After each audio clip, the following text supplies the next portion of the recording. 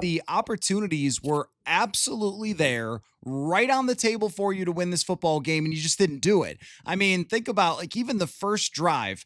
They have Jordan Addison in the flat wide open. It's at least 10 yards, probably put him first down and goal. And Carson Wentz throws it 5 yards behind him. Just, I don't know what happened there. And then the next play, the snap goes flying over his head and he's scrambling back to the 40-yard line. They get bailed out by a field goal. But I mean, that's just super messy. And there were a lot of those things. The maybe the strangest intentional grounding that I've ever seen. Like it wasn't even just that there were mistakes and lack of execution. It was breathtakingly awful mistakes. And that was on both sides where Isaiah Rodgers is getting roasted several different times. Josh Metellus ends up one-on-one in the first drive for Philadelphia against A.J. Brown, one of the greatest receivers of the last 10 years. And you're going, what is happening here? And I don't know if we can come up with an explanation other than this is what really flawed football teams do. Yeah, that's the hard part is there's nothing you can point to and go, "Ah, that was it."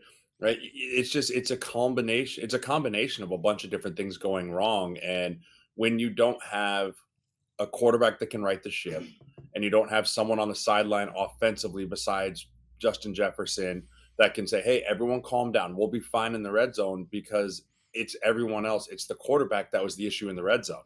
And when you get down in the red zone, things happen quicker, things happen faster.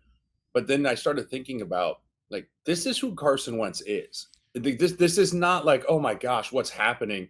Like you look at the entirety of Carson Wentz's career and you start looking at like he has about 5 or 6 games, 5 or 6 plays a game where it's just blue screen of death, full reboot, and it's a catastrophe. And so you're looking at that going, okay, well, that's exactly what happened yesterday. He had 5 or 6 plays where you're just like, hey, turn back on. And then he turns back on and he's throwing to Addison, he's throwing to Hawkinson. You're like, oh, okay. But that's what non-winning football quarterbacks do in the NFL. And that's why he's bounced around as much as he is. And that's why he's not a starter in the NFL. You can't have those kind of plays when you're going up against the reigning Super Bowl champions with all kinds of talent everywhere. And I think that's a trickle down effect of when the things are happening bad at the quarterback, things start getting frustrated. People start trying to press, including coaches, trying to blitz, trying to get everything right and press and press and press. And then you find yourself in a vulnerable position and the other team takes advantage of that.